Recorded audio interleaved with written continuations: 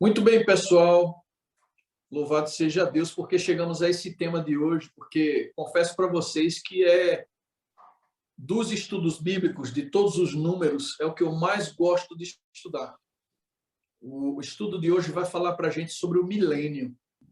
Essa crença no milênio mexe muito com a cabeça de muita gente em muitas religiões. Tem muita gente que acredita que quando estiver acontecendo o milênio, um grupo de pessoas que serão deixadas para trás, porque um grupo foi arrebatado para o céu e o outro grupo ficou na terra. Então, tem gente que crê assim, que esses 1000 anos serão anos de aperfeiçoamento, enquanto essas pessoas que ficaram para trás estiverem aqui, elas terão a oportunidade, uma segunda chance para se estabelecerem diante de Deus, se arrependerem de seus pecados. Mas será que a Bíblia ensina isso? Será que a Bíblia fala realmente sobre isso? Não sei se vocês lembram, semana passada a gente falou que nós iríamos tocar nesse assunto de maneira mais abrangente, e hoje chegou o dia. Esse é um estudo maravilhoso. E assim, eu confesso para vocês que eu não entendo por que é que as pessoas ainda têm dúvida a respeito deste assunto, porque a Bíblia é muito clara no que diz respeito ao milênio, ao que vai acontecer com a terra, aonde estarão os santos, todo esse assunto da primeira e segunda ressurreição. A Bíblia é muito clara ao falar sobre isso. Então, quero convidar você a viajar comigo neste tema que, para mim, é fantástico. Eu vou compartilhar a tela mais uma vez para a gente poder abrir aqui o slide. Deixa eu diminuir essa tela aqui. Vamos lá.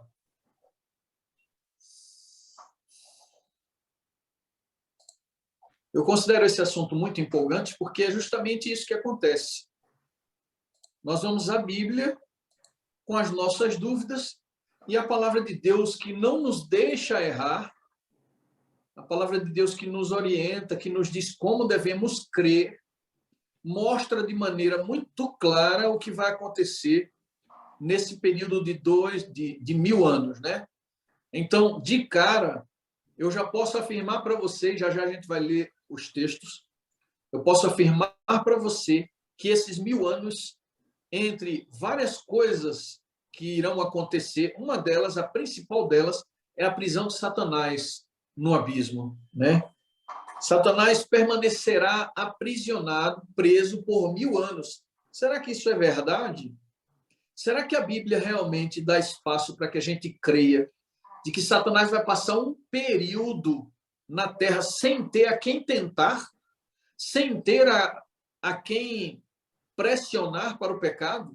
1000 anos refletindo sobre suas ações, 1000 anos refletindo sobre seus atos, sobre sua rebelião, 1000 anos de castigo. Não vai ser simplesmente assim, Jesus volta, destrói o inimigo e pronto. Não vai ser assim. Ele precisará passar por um processo de reflexão. Será que a Bíblia dá respaldo para essa crença, queridos? Apocalipse 20 revela o fim do conflito entre o bem e o mal e como isso vai acontecer. Satanás será aprisionado no fundo do abismo por quanto tempo? 1000 anos. Mas eu ainda não li nada aqui. São só afirmações. Se a Bíblia não comprova, a gente não pode acreditar. São meras palavras de homens, tá certo? Até que a Bíblia fale. Quando a Bíblia fala, é a palavra de Deus. Aí a gente não vai errar. Esse é um tema, né, no curso do Apocalipse, que ele é um tanto extenso. Mas eu vou tentar aqui andar de forma que a gente não tenha que passar das 16 horas. Mas vamos lá. Qual é o significado do milênio? O que é que vai acontecer no milênio? Quando é que ele começa e quando ele termina? São as principais perguntas do estudo de hoje. Qual é a maior promessa de Jesus para a gente começar? João 14, verso 3. Nós lemos semana passada. E quando eu for, disse Jesus, e vos preparar lugar, voltarei e vos receberei para mim mesmo, para que onde eu estou estejais vós também. Então a gente começa o estudo de hoje com a promessa de Jesus de voltar a esse mundo para nos buscar.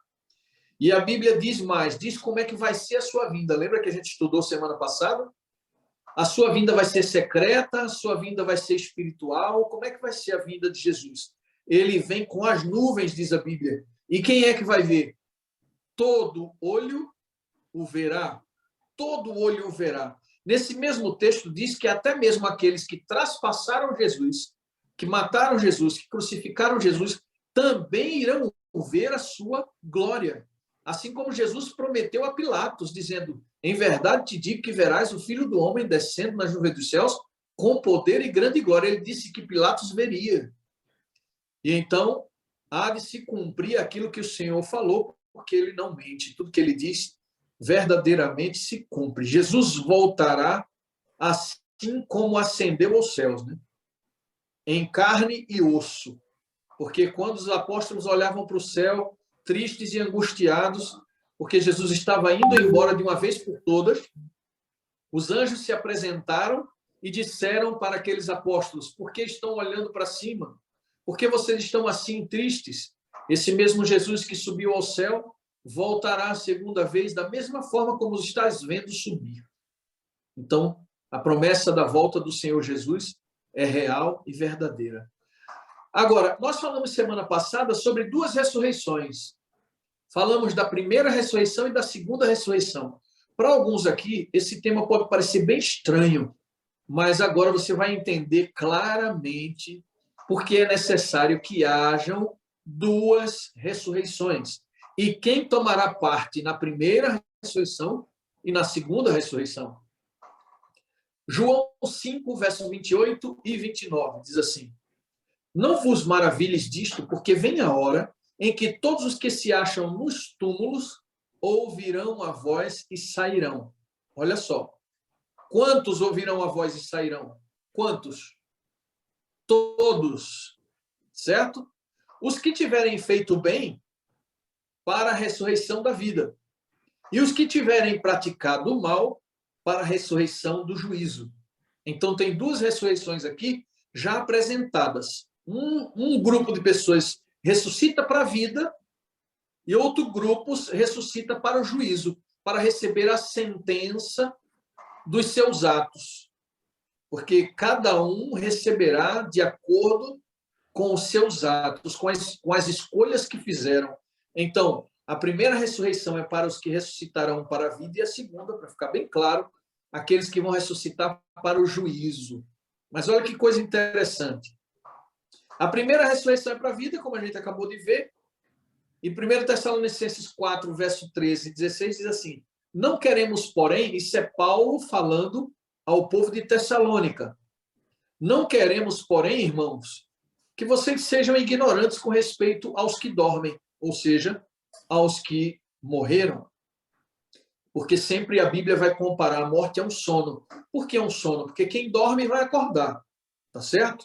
Mesmo os que estão mortos, para Deus a morte é um sono, porque ele tem o poder de acordar alguém que dormiu o sono da morte. Por isso a Bíblia entende como um sono, porque não somente santos, mas ímpios também ressuscitarão, como a gente acabou de ver. Vamos lá. Então, não sejam ignorantes com respeito aos que dormem, para não vos entristecerem como os demais. Não entristecerdes como os demais, que não têm esperança. Ou seja, tem muita gente que quer se jogar dentro da cova quando perde um ente querido. Tem muita gente que diz que não vai aguentar mais viver, que pretende tirar a própria vida quando perdeu alguém. Essas pessoas estão sem esperança, não sabem que a morte não é, na realidade, o fim. Deus deixou claro para nós, e a gente vai ver isso aqui hoje, que todos os que dormiram vão ressuscitar. Os que dormiram no Senhor, os que não dormiram com o Senhor também ressuscitarão. Mas para aqueles que dormem no Senhor, os que ficam, seus parentes, podem ter mais alegria, mais contentamento e superarem melhor o luto, porque eles acreditam na ressurreição da vida e eles esperam esse momento da ressurreição da vida. Porquanto, diz Paulo, o Senhor mesmo, dada a sua palavra de ordem, ouvida a voz do arcanjo, olha que cena linda, e ressoada a trombeta de Deus, descerá dos céus. Ele, Deus, descerá dos céus. Não tem arrebatamento. Não é a gente que vai para o céu. A gente vai para um encontro com o Senhor nos ares. A gente vai ler já já esse texto. Mas diz que Jesus desce, tá certo? Dada a sua voz e ouvida a voz do arcanjo, ressoada a trombeta de Deus, descerá dos céus. E os mortos em Cristo ressuscitarão quando? Olha essa expressão muito importante para o estudo da gente hoje. Primeiro, muito bem, primeiro. Apocalipse 20, verso 6, complementa dizendo: bem-aventurado e santo é aquele que tem parte na primeira ressurreição. Sobre esses, a segunda morte não tem autoridade. Pelo contrário, serão sacerdotes de Deus e de Cristo e reinarão com ele os 1000 anos. Então, vejam só.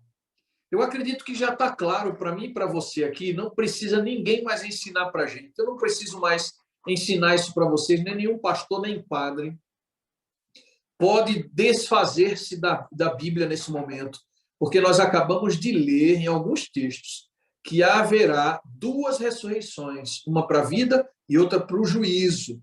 E agora nós estamos lendo mais uma vez em Apocalipse 20, verso 6, que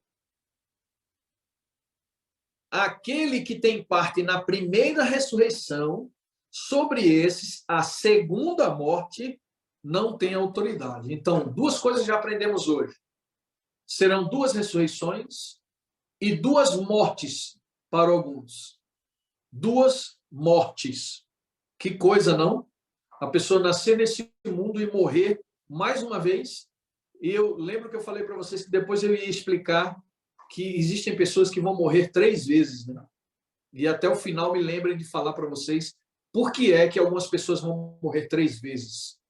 A Bíblia diz que tem a primeira e a segunda morte. Isso aqui é claro. Mas por quê? Existem alguns que vão morrer 3 vezes. Até o final eu vou explicar isso para vocês. O milênio começa. Jesus volta, os fiéis ressuscitam, há a transformação e arrebatamento de todos os salvos, certo? É assim que começa o milênio. Em 1 Coríntios, primeira carta de Paulo aos Coríntios, capítulo 15, verso 51 a 53, diz: eis que vos digo um mistério. Nem todos dormiremos, mas transformados seremos todos. No momento, num abrir e fechar de olhos, ao ressoar da última trombeta, a trombeta soará e os mortos ressuscitarão incorruptíveis. Olha que coisa linda. Imagina um pouquinho isso aí. Os mortos ressuscitarão incorruptíveis. Isso significa sem nenhum traço de enfermidade, sem nenhum traço de envelhecimento. Eu estava pensando aqui, Verinha, se meus irmãos todos aqui, nós perdemos os nossos pais, né? Os nossos pais desceram à sepultura velhinhos, cansados, doentes, mas quando eles ressuscitarem, Deus vai dar uma capacidade para a gente de reconhecê-los. Não sei se vocês lembram, mas a Bíblia diz que quando Jesus ressuscitou, saiu da corrupção para a vida, corrupção assim, da morte para a vida. Essa ressurreição incorruptível, que tornou o corpo de Jesus glorioso, fez com que algumas mudanças acontecessem, ao ponto de os apóstolos encontrarem com ele na estrada de Emaús, conversarem com ele por um bom tempo e não reconhecerem que era Jesus. Olha que coisa.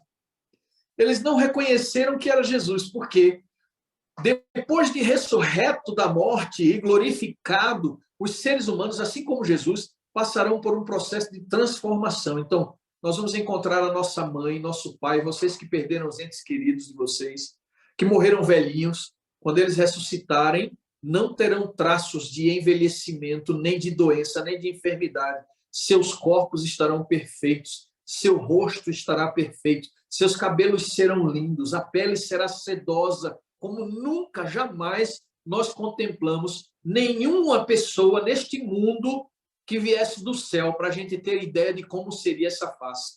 Só quem sabe o que é um cidadão do céu são aqueles apóstolos que contemplaram a grande transformação de Cristo, que a gente chama, que a Bíblia chama de transfiguração.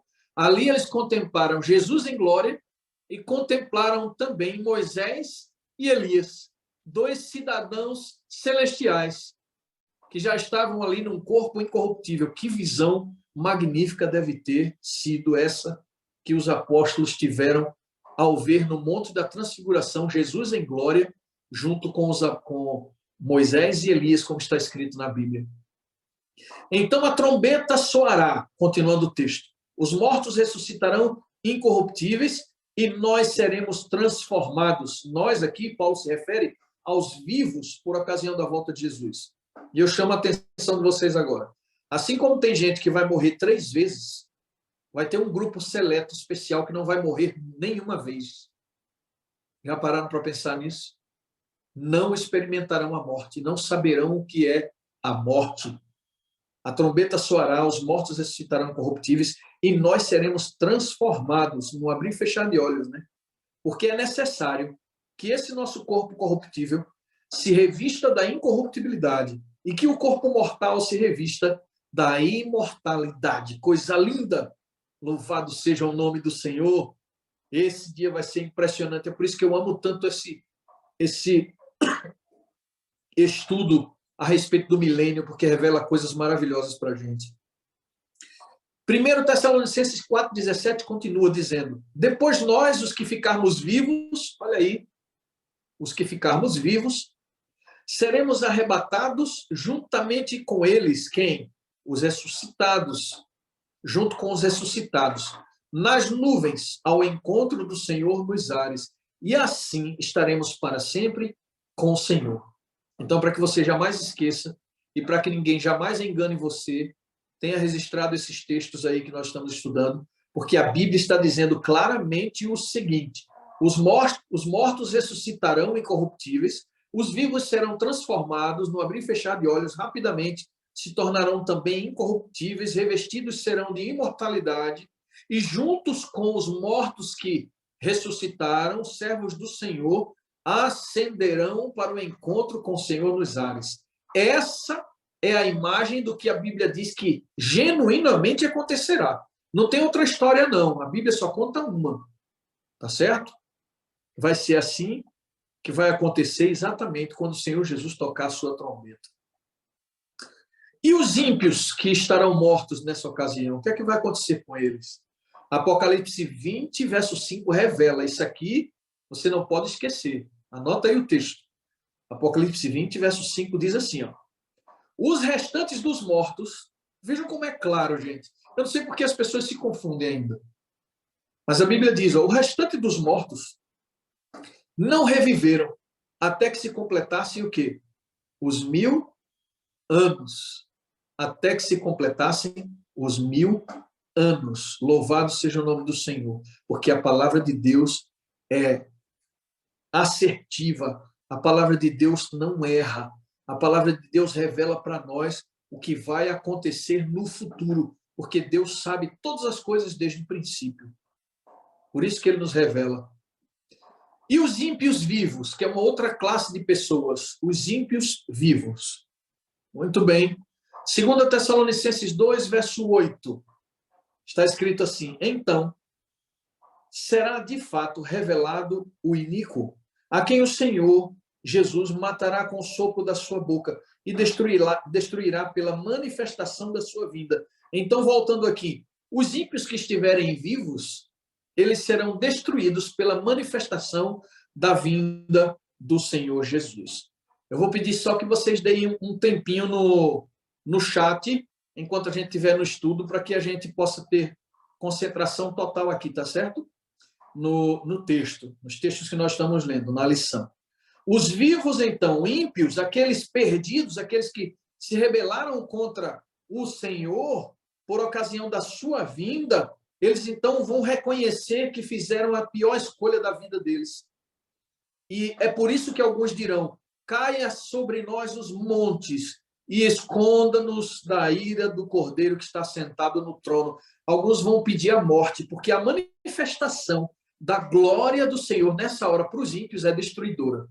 Então, como é que serão mortos os ímpios vivos? Com a manifestação da glória de Deus.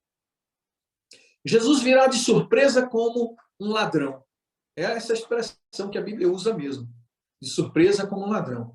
1 Tessalonicenses 5, 2 e 3, está escrito assim: pois vós mesmos estáis inteirados com precisão de que o dia do Senhor vem como, pessoal? Como ladrão de noite. quando andarem dizendo assim, ó, agora sim chegou paz e segurança, eis que lhe sobrevirá repentina destruição, como vêm as dores de parto, aqui está para dar à luz, e de nenhum modo escaparão. Esse é um texto muito duro, né? E há textos piores que nós vamos ler aqui. Mas esse é um texto muito duro, porque quando a humanidade estiver dizendo assim, agora sim, chegou a paz, e essa não é uma paz, aquela paz que a Bíblia se refere, não, viu? A paz que excede o entendimento que só Cristo pode dar. Não é esse tipo de paz. Essa paz aqui é uma falsa segurança. São os seres humanos dizendo assim, sabe essa coisa que aconteceu agora? Vejam só. Vou dar um exemplo aqui para vocês. Veio um momento terrível, uma crise sanitária sobre o mundo, que eu não vou dizer aqui o nome, que vocês já sabem o nome, porque se a gente fala o nome, aí depois, quando esse vídeo subir para o YouTube vai lá e cancela o vídeo, porque a gente pronunciou essa palavra aqui. Então veio uma crise sanitária que abateu o mundo todo. O mundo todo.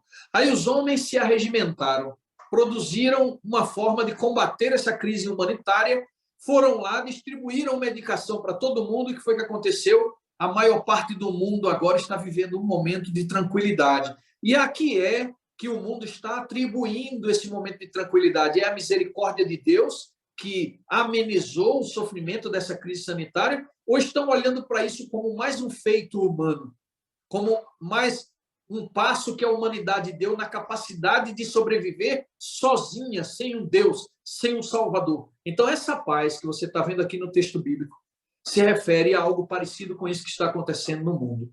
Os homens dirão assim, conseguimos resolver nossos problemas, agora temos paz. Quando o mundo disser isso, a palavra está aí na sua tela, está escrito, sobrevirá repentina destruição. Como vêm as dores de parto, aqui está para dar à luz, e de nenhum modo escaparão. Mateus 24, o próprio Jesus falando aos apóstolos, no verso 37 e 39, diz assim, e como aconteceu nos dias de Noé, e veio o dilúvio, e os consumiu a todos, assim será também a vinda do Filho do Homem. Será de surpresa. Será de uma forma que as pessoas não estarão prevenidas, a não ser aquele grupo especial que Deus falou durante toda a sua vida, dizendo, olha, o preparo é hoje, tá? Não deixa para amanhã. O preparo é hoje. Busque ao Senhor hoje quando você acordar. Permaneça na presença do Senhor. Faça isso todos os dias. Porque quando o Filho do Homem vier, não achará você e pegará você de surpresa, não. Você estará pronto, com as suas lâmpadas cheias de azeite, preparados para resistir a essa prova. Quando o Espírito Santo se retirar da terra, você ainda terá o Espírito com você. Já pararam para pensar nisso?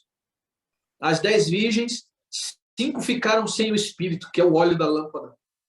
E 5, as prudentes, continuavam com o Espírito Santo. Então, buscaram porção do Espírito todos os dias, buscaram porção extra do Espírito para enfrentar esse momento de sequidão da presença do Espírito no mundo. Porque a Bíblia diz que o Espírito Santo se retirará da terra, mas sobre aqueles que estão com suas lâmpadas cheias, o Espírito Santo permanecerá. Porque o azeite é símbolo do Espírito. É essa permanência do Espírito que promoverá o selo de Deus, que é um assunto que nós vamos estudar na próxima lição. O selo de Deus, tá certo? Muito bem. Apocalipse 6, 14 a 17 diz o seguinte, e o céu recolheu-se como um pergaminho, como quando se enrola. Então todos os montes e ilhas foram movidos do seu lugar. Os reis da terra, os grandes, os comandantes, os ricos, os poderosos e todo escravo e todo livre se esconderam nas cavernas e nos penhascos dos montes e disseram aos montes e aos rochedos, caí sobre nós e escondei-nos da face daquele que se assenta no trono e da ira do Cordeiro, porque chegou o grande dia da ira dele. E quem é que pode suster-se? Olha que coisa terrível, meus irmãos. Como é que ficarão então os ímpios? Vocês estão enxergando essa figura aí? Vocês estão olhando essa figura aí, por trás desse texto, como ficarão os ímpios? Parece um vale de ossos secos. Né? Se você for ler uma profecia que existe no livro de Ezequiel, no capítulo 37, você vai ver ele descrevendo como ele viu a terra coberta por ossos de pessoas mortas.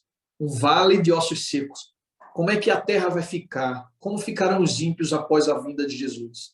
Lá em Jeremias 25, verso 33, esclarece para a gente como vai ser esse cenário. Esse é um dos textos mais terríveis que podem ser lidos por um crente.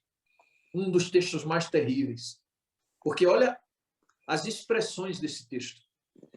Os que o Senhor entregar à morte naquele dia se estenderão de uma a outra extremidade da terra.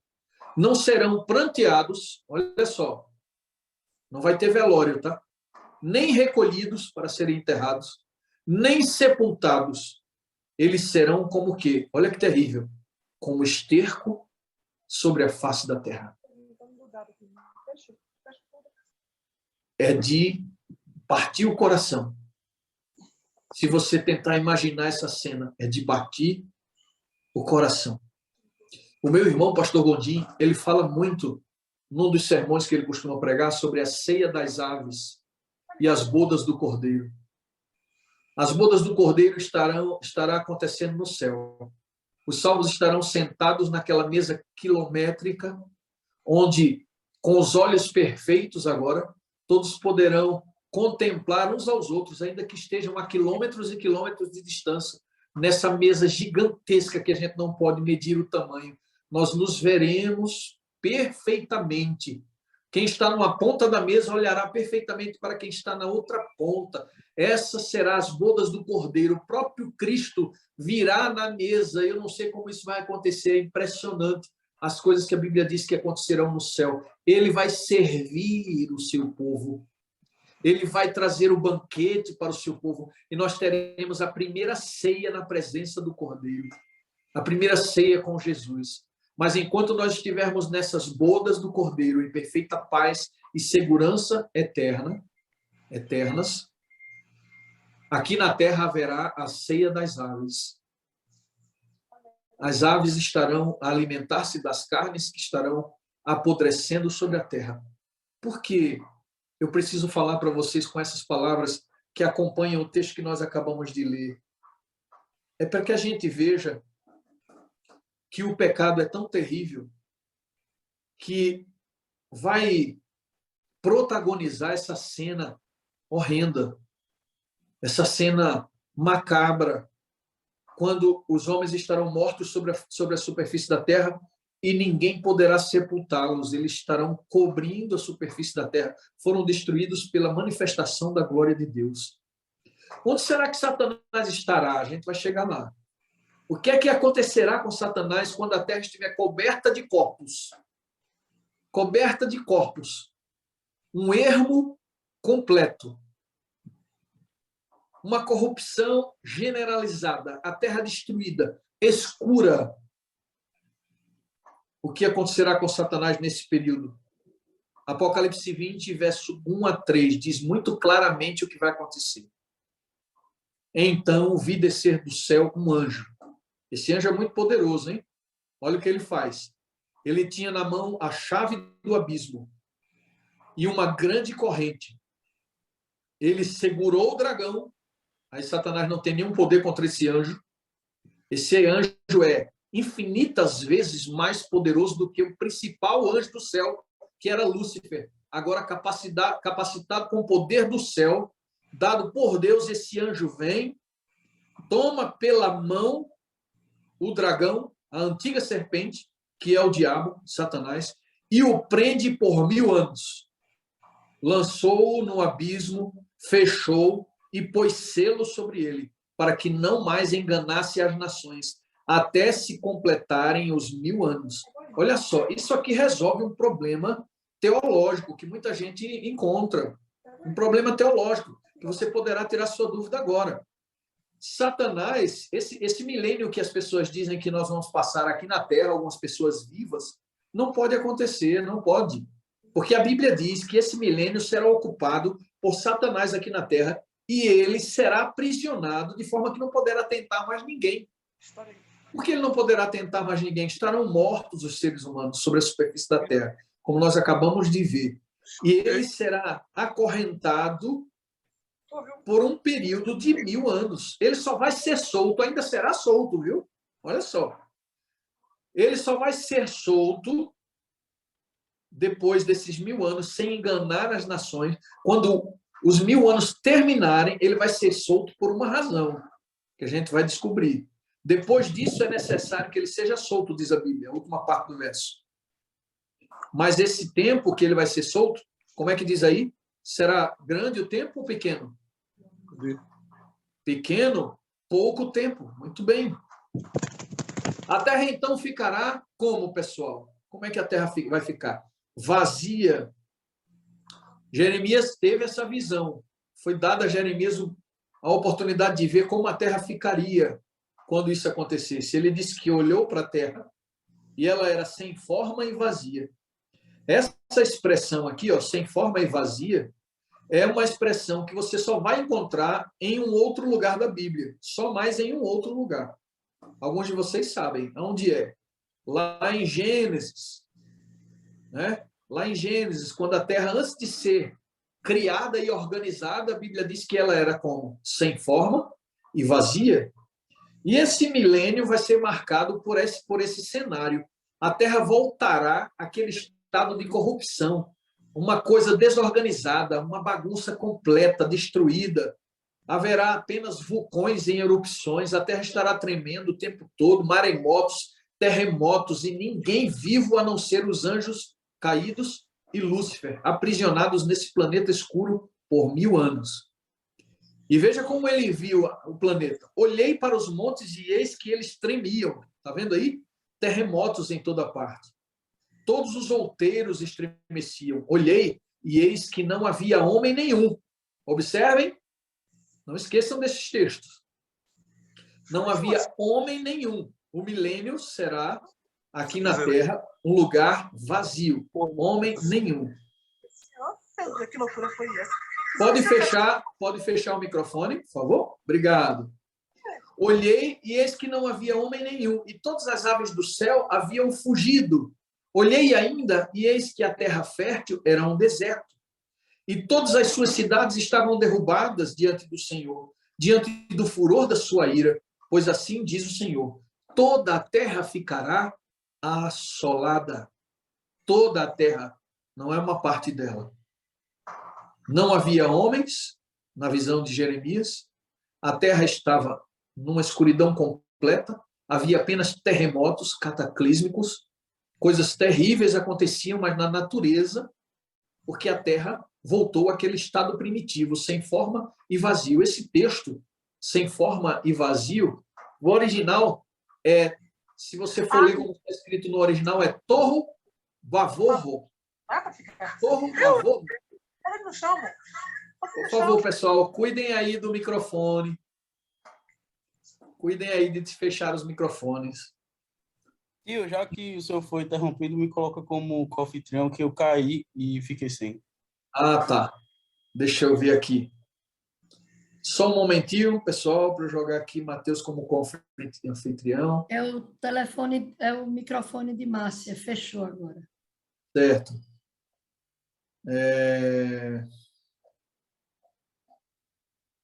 Como é que está o nome do teu telefone, Matheus? Matheus Gondim. Matheus Gondim, pronto. Pronto, Deus. Então, vamos lá. Então, pessoal, a terra, esse termo, nós estávamos falando sobre o termo torro vavorro. A terra era sem forma e vazia. Agora, Jeremias vê essa mesma condição da terra. Depois que Jesus volta, a terra passa a ficar como no passado, sem forma e vazia. A tradução para esse termo torro vavorro é desordem corrompida. Em outras palavras, a terra passa para o estado anterior que ela tinha no passado, de desordem corrompida. É uma terra escura, uma terra onde não há ninguém, completamente vazia e desorganizada. Muito bem. Cronologia dos eventos até aqui, que levam ao milênio. Primeiro vem a volta de Jesus, como a gente já estudou, está aí os textos, tá certo? Depois da volta de Jesus, durante a volta de Jesus acontece a ressurreição dos justos. Os justos vivos são arrebatados para o encontro com o Senhor Jesus nos ares. Os ímpios mortos, os ímpios vivos, são mortos pela manifestação da glória de Cristo, como a gente viu, e Satanás é preso, como está escrito em Apocalipse 20, verso 2. Então, como é que fica a terra, que a gente acabou de ver em Jeremias? Totalmente desolada. Totalmente desolada. O que nós faremos durante o milênio? Nós, os vivos, nós, os salvos, os justos, durante esses 1000 anos, o que nós estaremos fazendo? Apocalipse 20, verso 4 diz assim, ó, vi também, olha a visão de João, vi também tronos, e nestes assentaram-se aqueles aos quais foi dada a autoridade de julgar, e viveram e reinaram com Cristo durante 1000 anos. Além de viver com Cristo e reinar com ele durante 1000 anos, essas pessoas tiveram também a autoridade de julgar, então nós estaremos num julgamento. Vocês já ouviram a expressão aí do TSF, quem foi julgado em primeira, segunda e terceira instância, né? Nós estaremos participando de um julgamento que a gente pode chamar de última instância. É aquele julgamento em que as pessoas saberão o real motivo da perdição dos ímpios. Estaremos ali para declarar, através da leitura dos livros, que realmente Deus foi justo e que ele cumpriu a sua justiça e foi infinitamente amoroso para salvar o ímpio, mas que por escolha própria o ímpio se perdeu, né? Muito bem. 1 Coríntios 6, verso 1 a 3 também diz, ou não sabeis que os santos hão de julgar o mundo? Não sabeis que a vez de julgar os próprios anjos? Percebe? O que eu estou falando aqui não é nada, mas concentre-se no que a Bíblia diz. A palavra do homem não é válida, mas a palavra de Deus tem valor inestimável. A palavra de Deus está dizendo que nós estaremos no céu, reinando com Cristo por 1000 anos, e nesses 1000 anos estaremos julgando os mortos, ímpios e também os anjos caídos. Estaremos julgando todos eles. É o que a Bíblia nos revela. O que acontecerá ao final desses 1000 anos? Olha que a coisa está ficando muito interessante aqui. São acontecimentos fora do comum que a Bíblia diz que vai acontecer. O que acontecerá ao término dos 1000 anos? Acabou os 1000 anos, nós saímos lá do julgamento, terminou o julgamento, essa última instância do julgamento de Deus acaba ali, Satanás está aprisionado aqui na terra e ele vai ser solto, não é isso? Como a gente já leu, depois dos 1000 anos. Então, vamos lá. Depois que terminarem os 1000 anos, vai acontecer uma coisa. Apocalipse 20, verso 5. Os restantes dos mortos não reviveram até que se completassem os 1000 anos. Então, a gente aprendeu o seguinte. Os santos ressuscitam por ocasião da volta de Jesus e sobem com ele para o céu.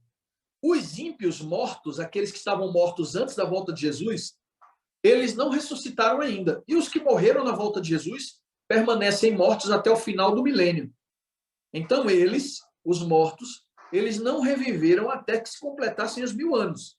Depois que completa-se os 1000 anos, então, vai haver a segunda ressurreição, que eu não quero fazer parte. E eu acredito que nenhum de vocês querem fazer parte da segunda ressurreição, porque ela não servirá para os santos. A segunda ressurreição, só quem toma parte nela são os ímpios. Então, vamos lá. Apocalipse 21, verso 2 diz mais. Depois dos 1000 anos, que foi que João viu? A cidade santa, a Nova Jerusalém, que descia do céu da parte de Deus, ataviada como noiva, adornada para o seu esposo. Tem até uma brincadeira que a gente fazia, né? Para ver se as pessoas estavam ligadas na leitura da Bíblia, que era o seguinte, a gente dizia assim, quem é que quer ver a cidade santa descendo nas nuvens dos céus? Aí um monte de gente levantava a mão na igreja. Só que quem quer ver a cidade santa, quem vai ver a cidade santa descendo são os ímpios, né? Mas as pessoas achavam que a gente estava se referindo à volta de Jesus. Não, queridos. A volta de Jesus foi 1000 anos atrás. Depois de 1000 anos, aí vem agora a cidade santa, como viu João em Apocalipse, descia do céu, diz ele, da parte de Deus, ataviada como noiva, adornada para o seu esposo. Olha que visão incrível. A cidade santa descendo, voltando à terra. E então Satanás será solto da sua prisão. Quando isso acontece, ele junta os ímpios ressuscitados nessa ocasião e se prepara para tomar a Nova Jerusalém em batalha. Ele acredita ainda que quando esses ímpios ressuscitarem para receberem como é que a gente chama? A sentença final, ele acredita que quando eles ressuscitarem, ele vai poder seduzir novamente as nações, como ele fazia no passado, para invadir a Cidade Santa e tentar tomar a Cidade Santa. Ele acredita que isso é possível, por incrível que pareça. E a Bíblia diz que ele vai sair a seduzir as nações quando os ímpios ressuscitarem. Olha que coisa. Apocalipse 27-8.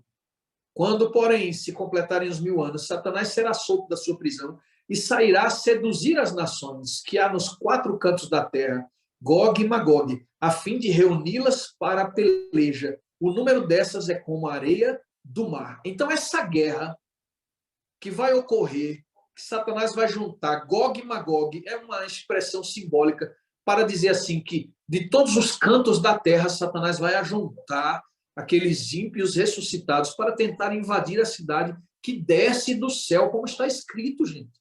Está escrito. Ele vai tentar seduzir as nações e ele vai conseguir seduzir as nações. Ele só não vai conseguir colocar em evidência o plano, mas ele vai conseguir seduzir as nações e trazê-las todas para o seu lado, porque agora não existe mais o Espírito Santo atuando no coração daqueles ímpios, né? Eles estarão entregues aos enganos de Satanás. Então, olha só, depois dos 1000 anos, Satanás será solto, e depois dos 1000 anos sairá a seduzir as nações. Percebem? Está muito claro o que vai acontecer nesse milênio. E diz a Bíblia ainda, no verso 9-10, marcharam então pela superfície da terra, estão atacando a cidade santa, olha só, estão indo em direção da cidade santa, marchando, sitiaram o acampamento dos santos, cercaram a cidade santa, a querida cidade de Deus que desceu. Porém, diz a Bíblia, desceu fogo do céu e os consumiu. O diabo, o sedutor deles, foi lançado para dentro do lago de fogo e enxofre, onde já se encontram não somente a besta, como também o falso profeta. Percebem essa coisa interessante aqui? A besta e o falso profeta que estarão enganando as nações, sendo usados por Satanás, eles serão destruídos na segunda vinda do Senhor Jesus, pela manifestação da sua glória. Eles já estarão lançados no lago de fogo. E aí, depois dos 1000 anos, quando os ímpios todos que forem ressuscitados receberem a sentença final, serão lançados no lago de fogo para se juntar àqueles que já estão lá, a besta e o falso profeta, e serão todos definitivamente destruídos, e nunca mais se levantará nem raiz nem ramo do pecado. Louvado seja o nome do Senhor. Então a morte e o inferno foram lançados para dentro do lago de fogo. Esta é a segunda morte, o lago de fogo. E se alguém foi achado escrito no livro da vida, se alguém não foi achado escrito no livro da vida, esse foi lançado para dentro do lago de fogo. Vocês sabem o que tem dentro da terra, né? Magma, a lava, né? Que quando os vulcões explodem, o que é que sai do centro da terra? Aquele rio incandescente se apresenta. E todas as pessoas que são alcançadas por aquele rio são facilmente destruídas e queimadas. Me parece que Deus promoverá, como no dilúvio, um fogo, um lago de fogo que sai de dentro da terra, e como disse no texto que nós acabamos de ler, fogo também descerá do céu. Lembra quando ele destruiu a terra através de água? Choveu e as fontes dos abismos estouraram e saiu água debaixo da terra, muita água, e água de cima, e rapidamente a terra foi coberta com água. Da mesma forma, no final dos tempos, como nós acabamos de ler, descerá fogo do céu e sairá também de dentro da terra o fogo que tornará esse planeta um imenso lago de fogo. Nesse lago de fogo, Satanás e todos os seus anjos e todos os ímpios serão destruídos, para que depois, quando transformada em cinza essa terra, Deus possa iniciar o seu projeto de restauração da nova terra. Porque, como nós sabemos, diz a Bíblia também, haverá novos céus e nova terra. O pecado e os ímpios, então, são destruídos. E essa é uma consequência eterna. Como está escrito lá em Judas, assim como foi lá em Sodoma e Gomorra, e as cidades circunvizinhas, que havendo se entregado à prostituição, como aqueles, seguindo após outra carne, são postas para exemplo do fogo eterno, sofrendo a mesma punição. Apocalipse 21, verso 8 diz: quanto, porém, aos covardes, aos incrédulos, aos abomináveis, aos assassinos, aos impuros, aos feiticeiros, aos idólatras e a todos os mentirosos, a parte que lhes cabe será no lago que arde com fogo e enxofre, a saber, a segunda morte. A segunda morte. Vou corrigir uma coisinha aqui, rapidinho. Pronto. A segunda morte. Depois que acontece esse momento da segunda morte, que é a morte definitiva dos ímpios, e o planeta é totalmente queimado, então Jesus estabelece uma nova terra. A terra é restaurada. Ele disse em Apocalipse 21, verso 5, eis que eu faço nova todas as coisas. E João disse, vi novo céu e nova terra. O primeiro céu e a primeira terra passaram, e o mar já não existe. Eis o tabernáculo de Deus com os homens. Deus habitará com eles, eles serão povos de Deus, e Deus mesmo estará com eles. E lhes enxugará dos olhos toda lágrima, e a morte não mais existirá. Já não haverá luto, nem pranto, nem dor, porque as primeiras coisas passaram. Louvado seja o nome do Senhor. Quem é que vai entrar nessa santa cidade? Quem é que vai estar pronto para entrar na santa cidade? Não somente entrar, mas estar seguro nela para o resto da eternidade. Apocalipse 22, verso 14 diz, bem-aventurados aqueles que lavam as suas vestiduras no sangue do Cordeiro, para que lhes assista o direito à árvore da vida e entrem na cidade pelas portas. Então, você vai ser salvo porque você foi bonzinho? Não. Você vai ser salvo por causa do sangue do Cordeiro. As boas ações são o resultado de termos conhecido um Deus tão amoroso. Aí, em retribuição ao amor de Deus, a gente obedece, se esforça para fazer o melhor, porque os nossos atos são sempre imperfeitos. Mas aqueles que confiam no sangue do Cordeiro e andam na presença do Senhor todos os dias para ter assegurado a certeza de que quando ele vier, irá reconhecê-lo. Todos os santos precisam passar por essa experiência, serem reconhecidos pelo Senhor. Porque a uns ele dirá, apartai-vos de mim, nunca vos conheci. E para outros ele dirá, vinde benditos do meu Pai, possuí por herança o reino que está preparado para vocês desde a fundação do mundo. Ele conhece esse grupo. Precisamos ser conhecidos pelo Senhor. Então a cronologia final é essa. Dos eventos que levam ao fim do milênio. Vem a Nova Jerusalém, descendo do céu. Os ímpios ressuscitam. Apocalipse 20, verso 5. Satanás, então, é solto. Vem o juízo final, que é quando desce fogo dos céus e destrói os ímpios, que foram ressuscitados para receber a sua sentença. E Satanás, aqui está escrito, é preso, mas está errado aqui. Satanás, então, é destruído para sempre. É lançado no lago de fogo. E, por fim, a terra é purificada e renovada. Eis que vem sem demora. E comigo está o galardão que tenho para retribuir a cada um segundo as suas obras. Onde você estará durante o milênio? Na cidade santa, com o Senhor Jesus, reinando com ele? Ou estará na terra desolada, antes que Cristo venha para destruir definitivamente os ímpios, Satanás, que é a raiz, e os seus ramos, os seus seguidores? Eu quero estar no céu, e você? Onde você quer estar? Onde você deseja estar? Meu querido, minha querida, eu preciso falar uma coisa para vocês. Este é um momento que eu considero mais espetacular da Bíblia. Porque tem uma coisa que não está escrita lá, mas que eu quero estimular a mente de vocês nesse momento. Sabe que quando o homem ainda não existia, a terra era sem forma e vazia. A Bíblia diz que ela estava vazia. Aí Deus disse, façamos o homem, a nossa imagem e semelhança. Isso aí é para quem duvida da divindade de Jesus e do Espírito Santo. Estavam todos reunidos para a criação do universo, do mundo. E a Bíblia diz que o Espírito Santo de Deus pairava sobre as águas. E lá em João diz que Jesus foi o agente da criação, a palavra. Ele falou e todas as coisas apareceram, surgiram. Essa foi uma coisa que talvez os anjos tenham testemunhado, mas nós, seres humanos, ninguém jamais viu o poder criador de Jesus. Aí sabe o que é que eu falo? Que não está escrito lá na Bíblia, mas eu cheguei a essa conclusão todas as vezes que eu faço esse estudo bíblico, é que nós vamos estar dentro da cidade santa.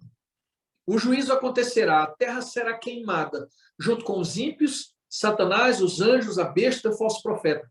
Todos serão destruídos. É como se a terra virasse um carvão.